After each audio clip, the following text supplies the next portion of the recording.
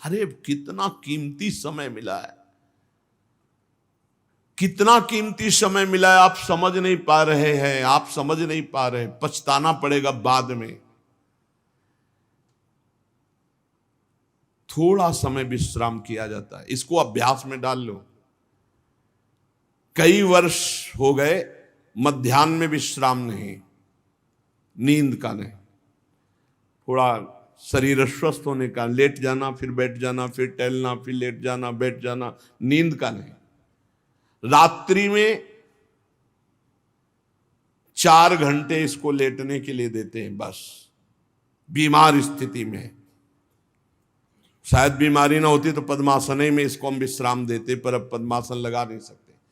शरीर सुख आराम त्याग किए बिना भगवत मार्ग में कोई भी विजितात्मा नहीं हो सकता। रगड़ो, इस शरीर को रगड़ो, हाथ में माला है या काउंटर है, टहल रहे हैं, जब नींद आ रही टहल रहे हैं, सिर्फ 4-5 घंटे शयन के लिए दीजिए। क्या कर पाओगे आगे? यही अवस्थाएं हैं, नवयुवक अवस्था। इसी पर विजय प्राप्त करो, नींद आदि पर, भोजन पर, नींद पर। जानबूझकर 1-2 दिन भोजन छोड़कर भजन पड़े नहीं रहना, कोई जान न पावे कि आप भोजन नहीं किए। पूरी दिनचर्या ज्यों की त्यों होनी चाहिए। जिद्दी स्वभाव, परमार्थ के पथिक का जिद्दी स्वभाव, आराम त्यागी स्वभाव। और शरीर को जैसा बना लो प्रभु वैसे ही है, इसमें जड़ है, कोई अंतर नहीं पड़ता है। रात में सो, दिन में 4 घंटा सोने का अभ्यास बना लो, दिन में सोते रहो।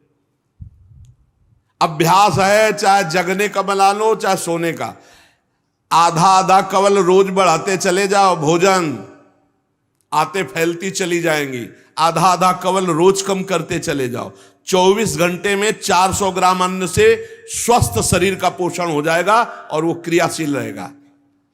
400 ग्राम अन्न से काहे को बर्बाद कर रहे हो? आते बढ़ाते चले जा रहे हो। इसको कम करो, कम करो। भोजन 400 ग्राम अन्न से काम चल जाएगा। जिसे भगवत प्राप्ति के बिना आप जिया नहीं जा रहा, तब भगवत प्राप्ति होती। ये शरीर सुख आराम के त्यागने की, हमें बहुत समय बर्बाद मत करो, समय बर्बाद मत। भोजन कर रहे हो, नाम जब चल रहा है, अंदर पद चल रहा है, कोई भी भोग तुम्हें नहीं फंसा सकता यदि भगवान नाम चल रहा है। समझ ही नहीं रहे, भगवान नाम नहीं जप करना, बस मन मानी आचरण करना है। बड़ी भारी आवश्यकता है शरीर सुख आराम के मिटाने की साधक को।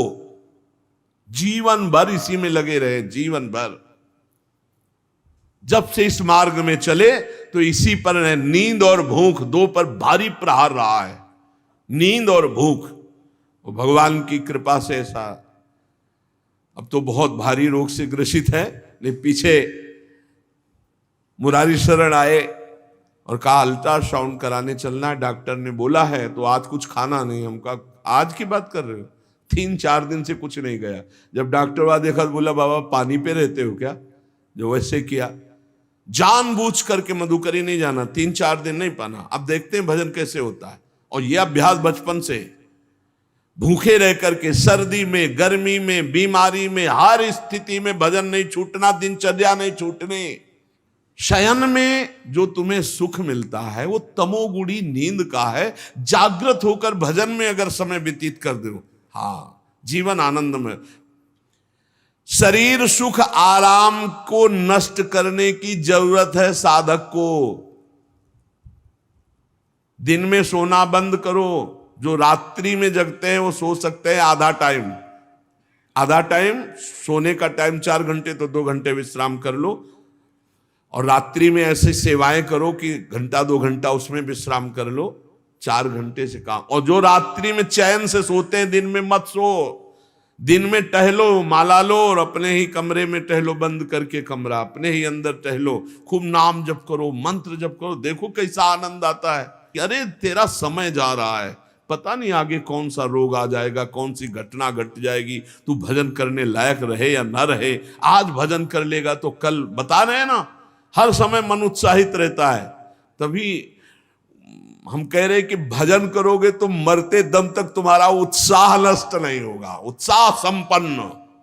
कितना आनंद रहता है, मन से भगवत आराधना शुरू हो जाती है, मन से पाठ शुरू हो जाता है, मन से परिक्रमा शुरू हो जाती है। हमें लगना है, आराम शब्द जीवन में नहीं। सीधी बात समझो, जब तक भगवत प्राप्ति नहीं तब तक आराम नहीं। राम काज कीन्हे बिनु मोहि कहां विश्राम। बिल्कुल जिद्दी स्वभाव बनाना पड़ेगा। शरीर, आलस्य, प्रमाद, भोग, नाना प्रकार की खान पान सामग्री, तो भगवान कहते फिर मेरी प्राप्ति के लिए विजितात्मा बनो। आराम है, राम काज कीन्हे बिनु मोहि कहां विश्राम। समुद्र पार कर रहे, मैनाक जी प्रकट हो गए, थोड़ा विश्राम कर लो। बोले नहीं, राम काज कीन्हे बिनु मोहि कहां विश्राम। मोहि कहां विश्राम। सेवक सुख चाह, मान भिखारी, व्यसनी धन, शुभ गति व्यभिचारी, कभी नहीं।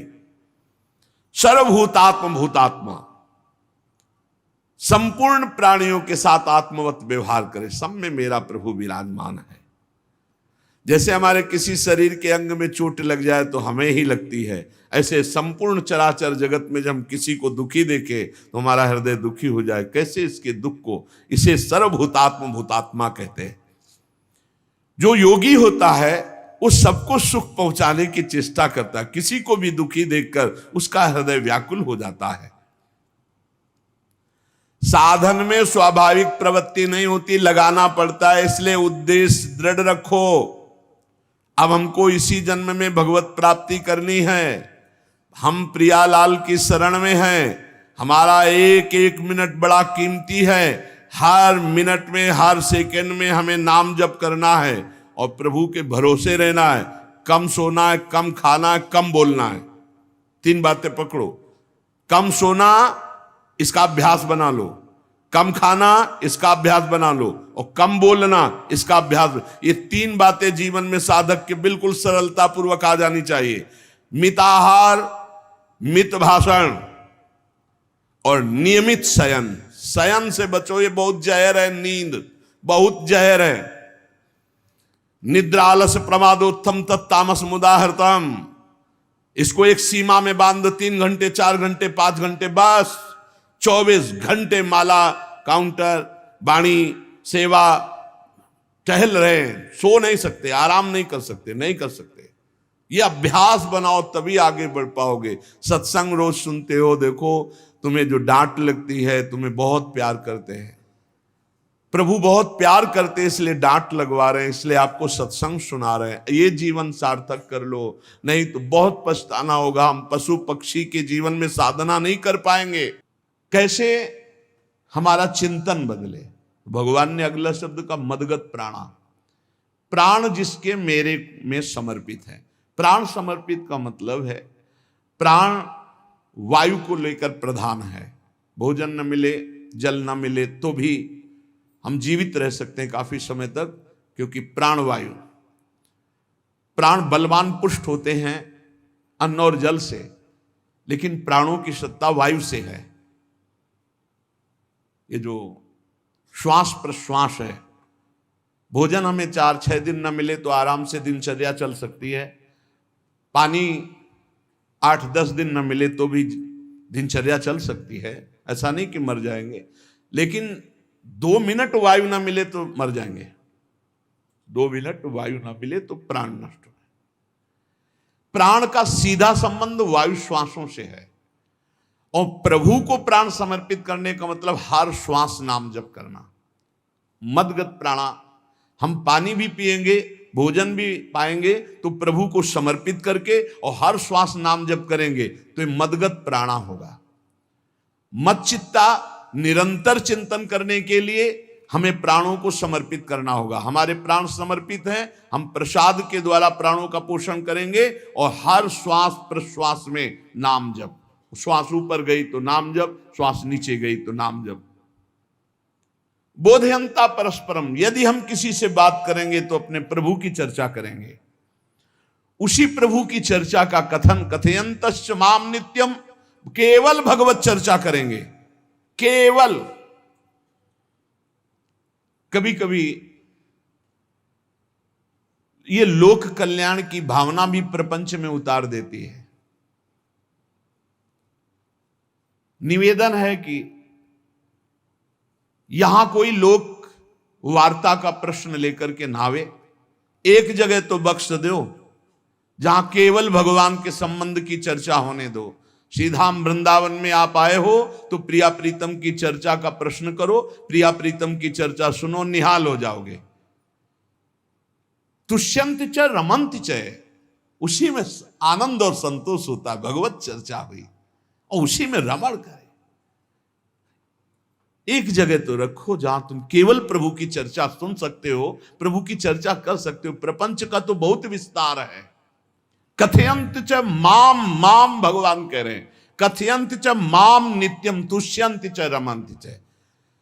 चलते हैं हम भगवत मार्ग में, फैल जाते हैं फिर दुविधा युक्त संसार प्रपंच में। केवल भगवत चर्चा, कथयंत च माम, भगवान केवल माम, मेरा, प्रियालाल की सिवा और कोई चर्चा नहीं। बार बार बोर्ड लगवा देते हैं, श्यामा श्याम की चर्चा के सिवा यहां कोई चर्चा न की जाए। आपको अगर आशा है कि यहां से कोई काम बनते हैं तो हम पहले आपको बता देते हैं, हम असमर्थ हैं, हमारे में कोई सामर्थ्य नहीं है। हम केवल प्रभु की चर्चा करते हैं, प्रभु का नाम जपते हैं, प्रभु के लिए जीवन है, बस इतनी बात है। जो प्रभु में डूबना चाहता है वो आए, स्वागत है। इसके अलावा ना कोई आशीर्वाद, ना कोई तंत्र मंत्र, ना कोई जंतुर, ना किसी भी तरह की कोई ढांढस वृत्ति बना सकते हैं कि जाओ तुम्हारा ये ठीक हो जाए, तुक्का लग जाए, ठीक हो जाए, तुम्हारे भाग्य की बात है। यहां से कोई चमत्कार नहीं, यहां एक ही चमत्कार है, मलिन मन को श्री भगवान में लगा देना, जीवन को जीवन मुक्त अवस्था में पहुंचा देना। निर्विकारता की स्थिति प्राप्त करने के लिए साधु समागम है। भगवान का आदेश है, यदि मुझे अनुभव करना चाहते हो, इसी जन्म में परमानंद की प्राप्ति करना चाहते हो तो मय्येव मन आदत्स्व मयि बुद्धिम निवेश है। कैसे करोगे? तो भगवान कह रहे मत चित्ता, मेरे में चित्त लगाओ। चित्त कैसे लगेगा? चूंकि हम प्राणों से बहुत प्यार करते, देह प्राण ते प्रिय कछु नाही, इसलिए भगवान को कहना पड़ा प्राण मेरे को समर्पित करो। कैसे समर्पित करें? जो खाओ पियो भगवान को भोग लगा के, और रात दिन नाम जप में, हर श्वास में भगवत चिंतन। अगर वार्ता करनी तो बोधयंता परस्परम कथयंतश्च माम नित्यम, केवल मेरी चर्चा। बड़ा दुर्लभ हो रहा है, भगवत चर्चा होना बड़ा दुर्लभ हो रहा है। भैया ये सब सुनहु भरत भावी प्रबल, बिलख कहो मुनिनाथ, हानि लाभ जीवन मरण जस अपजस विधिहात। जब कर्मों का फल भोगने का आया तो महात्मा जी, और जब पाप कर्म करने जा रहे थे तो पूछ लेते हमसे कि हम पाप कर्म करने जा रहे हैं, आपकी अनुमति है क्या? तब नहीं, तब किसी ना भगवान की याद की, न गुरु की याद की, मनमानी आचरण किए। तो अब भोग आया है, अब भोग लो, उसको भोगना पड़ेगा, वो यहीं मिलेगा तुम्हें। पति पत्नी परिवार संसार मित्र, इन्हीं में सब कलह अशांति मारपीट नाना प्रकार का। अरे पूछो मत, भगवान के चरणों का जब तक आश्रय नहीं लोगे तो यहां का ये प्रेम विवाह, यहां का प्रेम तुम्हें शांति प्रदान नहीं कर सकता। भगवत भाव रखोगे, हर परिस्थिति को शांति पूर्वक निर्वाह। ये जीवन काटना भी एक कला है। मनुष्य जीवन कोई पशु जीवन नहीं है। अगर अध्यात्म नहीं तो आप इसको जी नहीं सकते, आप इस जीवन को नहीं जी सकते। अशांत रहोगे, क्लेशित रहोगे, परेशान रहोगे। जीवन की कला है द्वंद्वों में समता, संपूर्ण जगत में रहते हुए ममता रहित हो जाना, संपूर्ण क्रियाएं करते हुए अहंकार रहित हो जाना। अभी जीवन मुक्तता का आनंद आ जाए तो मत चित्ता मदगत प्राणा बोधयंता परस्परम कथयंत च माम नित्यम तुष्यंत च रमंत च। हमारा उद्देश्य भगवत प्राप्ति का है। जो भगवत संबंध से भगवत प्राप्ति करना चाहता है उसके लिए दरबार खुला है, फ्री है, कोई फीस नहीं है, कोई शर्त नहीं है। तुम कौन हो, कहां के हो, कोई मतलब नहीं। आपका केवल संबंध भगवान के संबंध से वार्ता होगी तो यहां हो सकती है। इसलिए सावधानी होकर हमारे समय को निरर्थक ना किया जाए। बहुत कीमती समय, जब प्रश्न होता है तो फिर उस पर चर्चा करनी ही होती है। हमें सिर्फ भगवान का आदेश है, कथयंतश्च माम नित्यम तुष्यंत च रमन्ति च। उसी में संतोष करना, उसी में रमण करना है। हमारा भरण पोषण श्री प्रिया जी से होता है, किसी व्यक्ति से नहीं होता है। हमारे यहां श्री श्यामा श्याम विराजमान है, उनका पूरा जगत है। तुम्हारी बुद्धि में मेड़ है, भेदभाव है, उनके लिए भेदभाव नहीं। सब मम प्रिय, सब मम उपजाए, तो हम अपने स्वामी के अनुसार चलेंगे। सब मेरे प्राणनाथ श्यामा श्याम के जन है, कोई भी हो, इतना ना छोटा ना इतना बड़ा, ना इतना प्रिय ना इतना अप्रिय, सब बराबर है। एक तरफ चाहे गुणात्मा, गुण से युक्त महात्मा, और एक चाहे दुरात्मा, दुर्गुणों से युक्त, दोनों को ऐसे दुलार करके श्री जी की तरफ बढ़ाने वाला मार्ग, ये मार्ग यहाँ का है। कथयंत च माम नित्यम तुष्यंत च रमंत च तेषाम सतत युक्ता नाम भजताम प्रीति पूर्वकम। जो सतत प्रेम पूर्वक मेरा भजन करता है, भगवान कह रहे ददामि बुद्धि योगम तम, उसकी बुद्धि का योग मैं करा देता हूं। ये खास बात हुई, लगाने की चेष्टा हमने की मन बुद्धि को, और भगवान आकर मन बुद्धि में विराजमान हो गए। तेषामेवानुकंपार्थ महमज्ञानजम तमहा नास्यात्म्यात्म भावस्थो ज्ञान दीपेन भास्वता। भगवान कृपा करके उसके हृदय में ज्ञान प्रकाशित कर दिया। जब कोई सतत भजन करता है, प्राण प्रभु को समर्पित कर देता है, चित्त प्रभु में लगाए हुए प्रभु की चर्चा, भगवान उसके अंदर ज्ञान प्रकाशित कर देते, तो वो अनात्म भाव जो देह भाव था उसका नाश हुआ और वो भगवत भाव में स्थित हो जाता है। भगवान कह रहे हैं मत चित्तः सर्वदुर्गाणि मत प्रसादात् तरिष्यसि।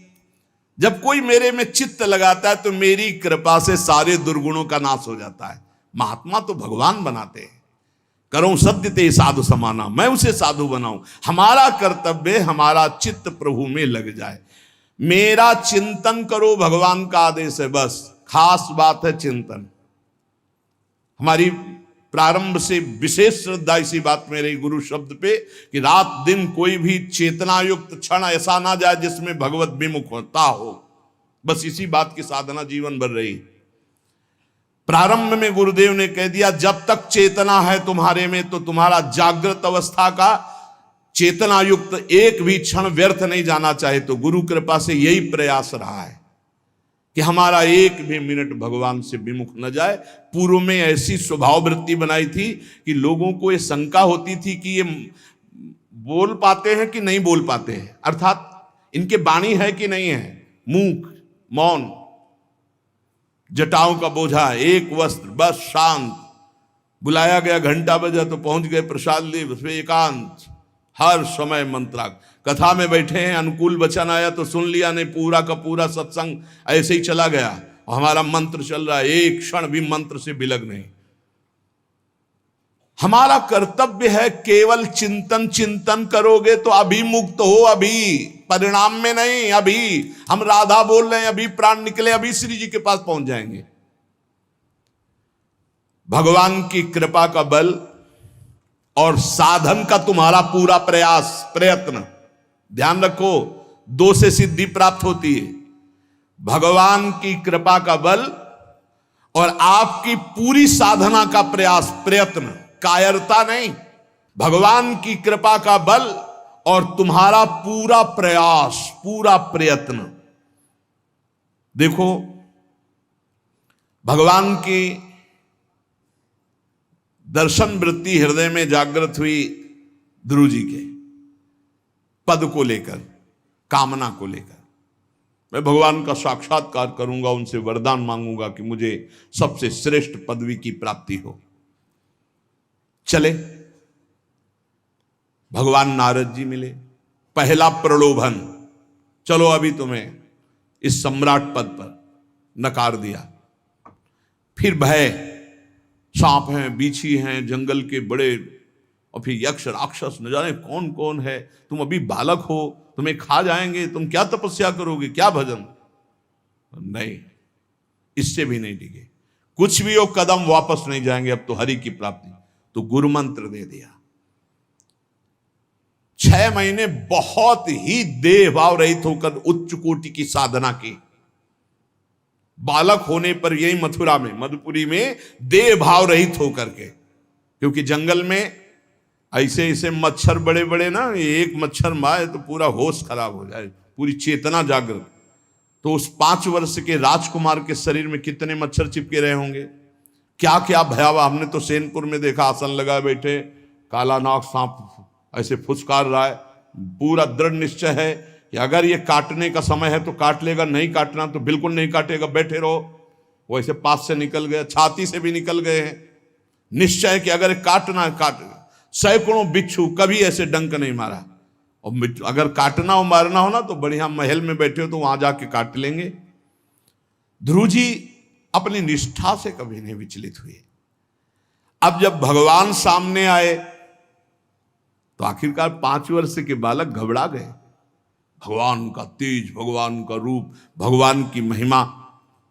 भगवान मुस्कुराए, कृपा दृष्टि से देखे, बल मिला, भगवान को देख पा रहे हैं। अब मन में आया कि मैं स्तुति कैसे करूं, क्योंकि कोई ज्ञान तो है नहीं।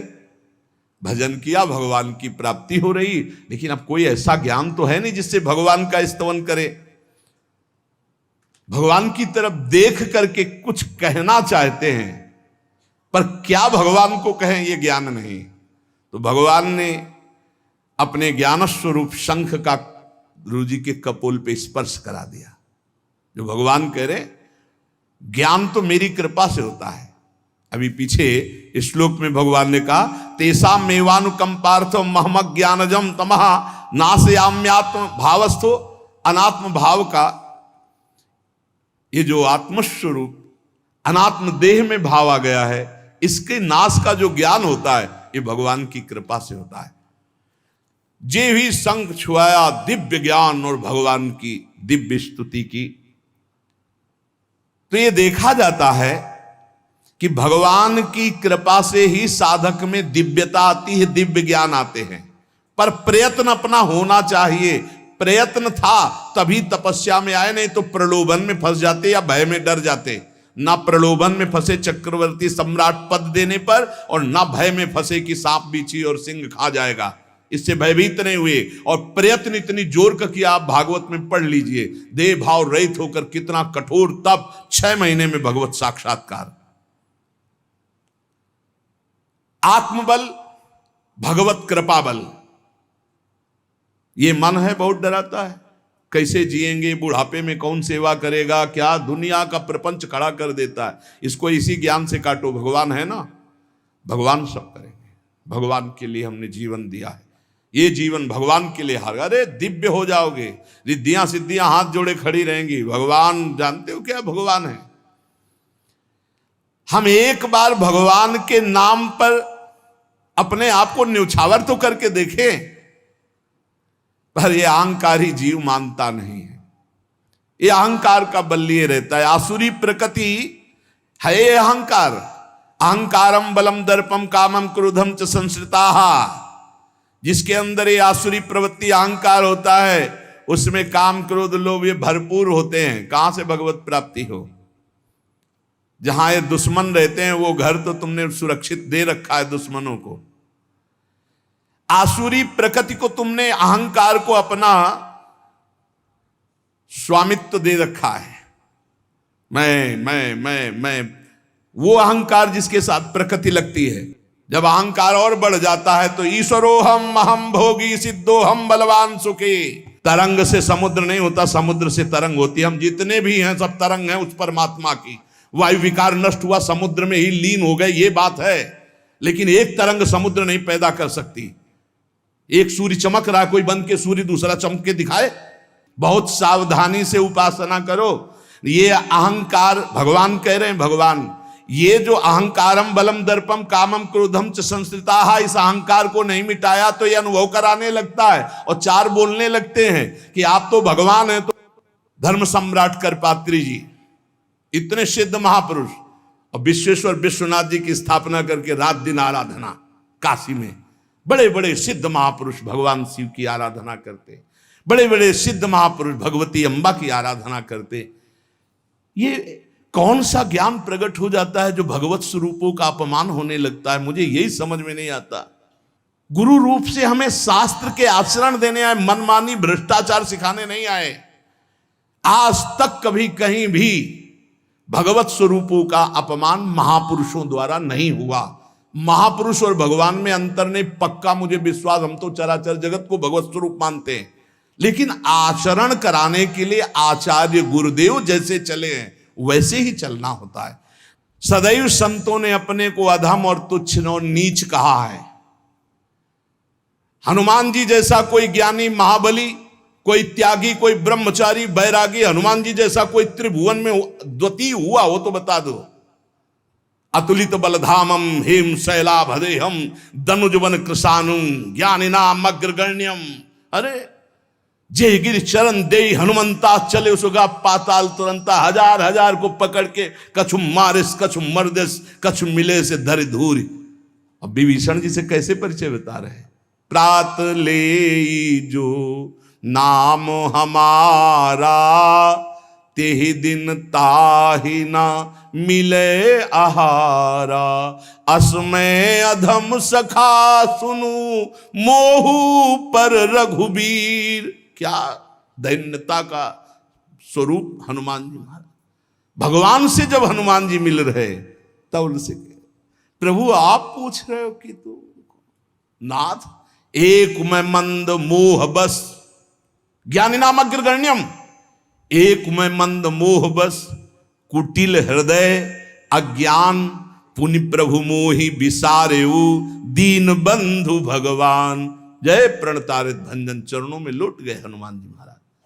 सबरी जी भगवान सामने बैठकर स्तुति करते हैं। जो नवधा भक्ति है वो उपदेश नहीं है, सबरी जी की स्तुति है। ये सब भक्ति सबरी जी में विराजमान, क्योंकि उसी समय सबरी जी भगवत धाम जाती है तो उपदेश तो उसको दिया जाता है जो आचरण में उतारे। सबरी जी तो सिद्ध महापुरुष अभी भगवत धाम जा रही भगवान के सामने ही। वो क्या कहती, अधम ते अधम अधम अति नारी, तीन मह में मति मंद अघार।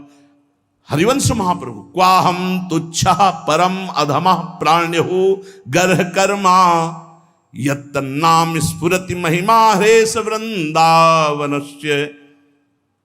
इन सब बड़े बड़े आचार्य महापुरुषों ने भगवान की दास्ता स्वीकार करके, जीवन अर्पित करके, आचरण करके दिखाए। जहां ये आसुरी अहंकार होता है तो ईश्वरोहम महम भोगी सिद्धोहम बलवान, ये सिद्धावस्था नहीं है, ये तमोगुणी आसुरी अहंकार का परिणाम है जो ये दिखाई देता है भगवत स्वरूपों का अपमान करके। नहीं, यद्यपि अभेद है वो महापुरुष शिव और वो अभेद है, पर आचरण जब करेगा तो स्वामी और सेवक का करेगा। काशी नगरी सिद्धों की नगरी है, ज्ञानियों की। देखा बड़े बड़े सिद्ध परमहंस जाते हैं शंकर जी के दर्शन करने, विश्वनाथ जी के, तो जिनके कमंडल भी नहीं, दिगंबर है ना, तो वो भी ऐसे हाथ उठा के नमः पार्वती पते, और बस ऐसे सर झुकाए खड़े रहते हैं। जल भी नहीं है, पत्र भी नहीं है, ऐसे वो हम सब खड़े खड़े घंटों खड़े रहते। तो वहां के शिव पार्षदों से ऐसा करुणा में प्रेम हो गया था कि वो हमें नहीं हटाते थे, तो एक कोने में घंटों खड़े रहते थे और दर्शन करते रहते थे भगवान विश्वनाथ जी। तो जैसे ऐसे अवधूत आते, न कोई जल का कमंडल है, न कोई पत्र है, न पुष्प, नजदीक गए और नमः पार्वती पते हार हार महादेव, बस सर झुकाए, ये है। और स्वयं शिव स्वरूप है, इतना अंतर नहीं ब्रह्मबोध में। भक्तों में भी कभी कभी आम प्रकट होता है, वो वाणी से आपको दिखाई देगा, लेकिन वो आसुरी अहंकार नहीं होता। ध्यान रखना, ये उनका भागवतिक बल होता है, ये आसुरी अहंकार नहीं होता। जैसे जनक जी की सभा लगी हुई है, भगवान श्री राम लक्ष्मण जी विराजमान है विश्वामित्र जी के समीप बड़े सौम्य भाव से। जनक जी महाराज ने देखा कि बड़े बड़े वीर आए, पर धनुष यज्ञ में धनुष को अजगों को कोई उठा ही नहीं पाया, खंडन की तो बात जाने दो। रावण बाणासुर आया, आरती प्रणाम करके चले गए। अब आशा ही खत्म हो गई, कोई उठाने वाला ही नहीं, तो उन्होंने कहा वीर विहीन मही मैं जानी। अब मैं आज जान गया कि पृथ्वी वीरों से रहित हो गई। अगर मैं ऐसा जानता कि इस भूमंडल में कोई वीर ही नहीं अजगों का खंडन करने वाला, तो मैं ऐसा प्रण नहीं लेता, मेरी जान की कुंवारी रह जाएगी। ऐसे विकल होके वीर विहीन मही मैं जानी। जनक जी ने इतनी बात जे भी कही तो लक्ष्मण जी कूद पड़े सिंह शावक की तरह उछलकर और कहा कि जहां रघुकुल भूषण भगवान श्री राम विराजमान हो जनक, ये बड़ी तुमने निराशापूर्ण बात कैसे कह दी? तुमने ऐसी बात कह दी जहां रघुकुल भूषण भगवान श्री राम विराजमान है। ताल ठोकी और कहा अगर इनका इशारा हो जाए, समझो, जो तुम्हारी अनुशासन पाओ, कंदुकियू ब्रह्मांड उठाओ, काचे घट जिमी डारों फोरी, सकऊं मेरु मूलक जिमी तोरी, कमल नाल जिमी चाप चढ़ाऊं, जो जन सत प्रमाण ले धाऊं। हे जनक, जहां रघुनाथ जी विराजमान होते वहां ऐसी बात नहीं कहते। तुमने ऐसी बात कैसे कह दी? अगर मेरे स्वामी का आदेश हो जाए अभी तो पूरे ब्रह्मांड को कच्चे घड़े की तरह तोड़ दूं। ये अजगौ पुराना 100 योजन एक बार में दौड़ते हुए जाऊं और इसको ऐसे कमल लाल की तरह तोड़ दूं, मेरे स्वामी का आदेश हो। यह अहंकार नहीं है। पहली बात कही, जो तुम्हार अनुशासन पावो, अगर मेरे प्रभु श्री राम की आज्ञा हो जाए।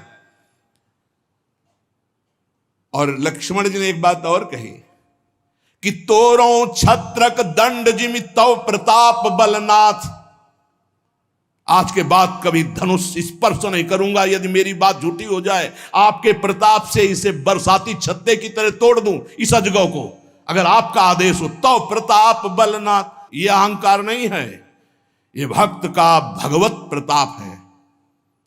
दशानंद कह रहा है, अरे मुझे क्या भय, तेरी सभा में अगर कोई वीर हो तो मेरा पैर उठा दे, मैं राम जी का एक छोटा सा सेवक हूं। तू मेरे प्रभु को बार बार मनुष्य कह रहा है, मैं जिनका सेवक हूं। तेरी सभा में तू जो अपने सभा बलों के बल पर बलवान होकर कहता है कि ये सब आहार है, तो मैं उनका एक छोटा सा दूत हूं।